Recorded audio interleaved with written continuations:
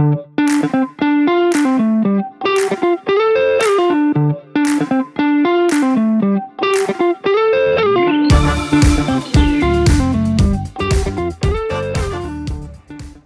baik, perkenalkan nama saya Wulan Fitria dari 5M Manajemen dengan NIM 110122000307.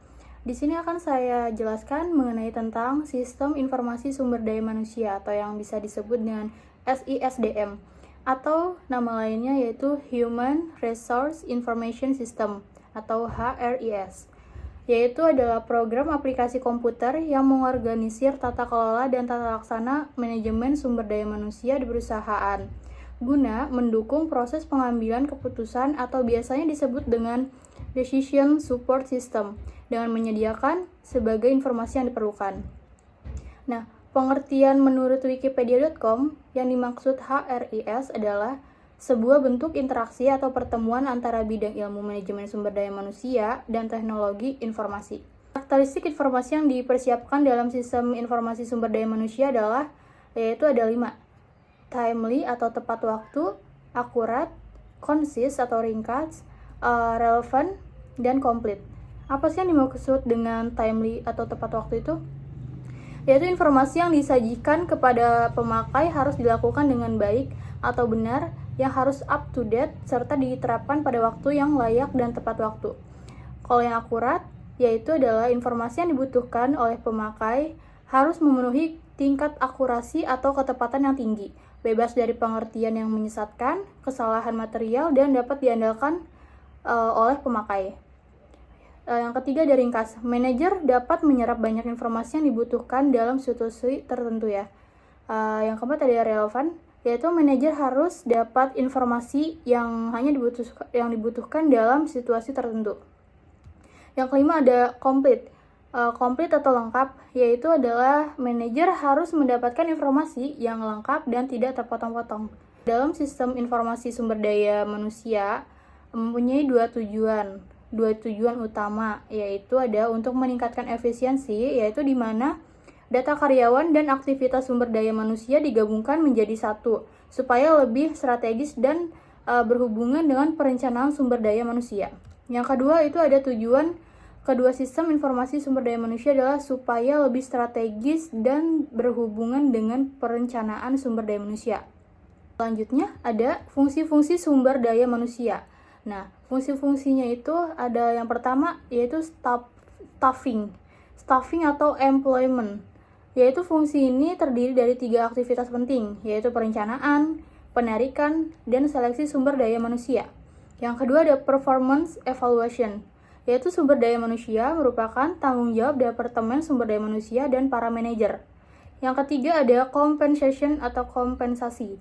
Dalam hal kompensasi atau reward dibutuhkan suatu koordinasi yang baik antara Departemen Sumber Daya Manusia dengan para manajernya. Yang keempat, ada Training and Development Department, yaitu sumber daya manusia bertanggung jawab untuk membantu para manajer menjadi pelatih dan penasehat. Yang kelima, itu ada Employer Relation. Nah, di dalam perusahaan yang memiliki serikat pekerja, Departemen Sumber Daya Manusia berperan aktif dalam melakukan negosiasi dan mengurus masalah persetujuan dengan pihak serikat kerja. Yang keenam, itu ada Safety and Health, yaitu setiap perusahaan wajib untuk memiliki dan melaksanakan program keselamatan untuk mengurangi kejadian-kejadian yang tidak diinginkan dan menciptakan kondisi yang sehat. Yang ketujuh ada personal research, yaitu di dalam usaha untuk meningkatkan keefektivitas perusahaan, Departemen Sumber Daya Manusia melakukan analisis terhadap masalah individu dan perusahaan serta membuat perubahan yang sesuai. Selanjutnya itu ada komponen-komponen dasar SDM. Yang pertama ada pengusaha. Nah, pengusaha yaitu setiap orang yang menginvestasikan modalnya untuk memperoleh pendapatan yang besar. Nah, dan pendapatan yang besar ini itu menentukan tergantung pada laba yang dicapai organisasi tersebut.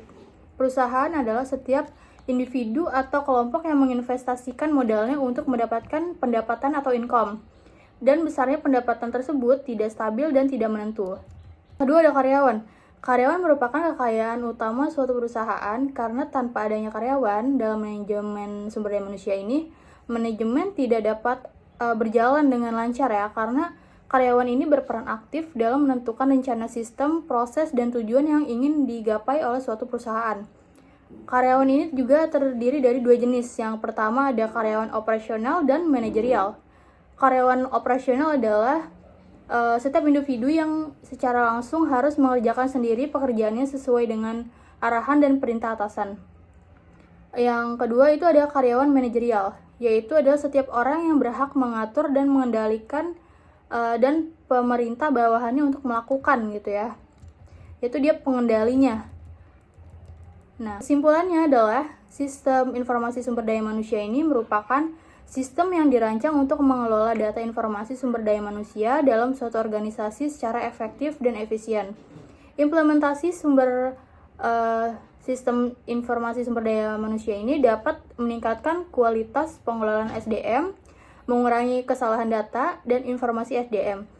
Manfaat dari SISDM meliputi pengelolaan data karyawan yang akurat, rekrutmen yang efektif, pengembangan karyawan, dan analisis kinerja. Kebijakan dan etika SISDM harus dipatuhi untuk menjaga kerahasiaan dan keamanan data SDM. Oke, baik. Sekian dari saya. Assalamualaikum warahmatullahi wabarakatuh.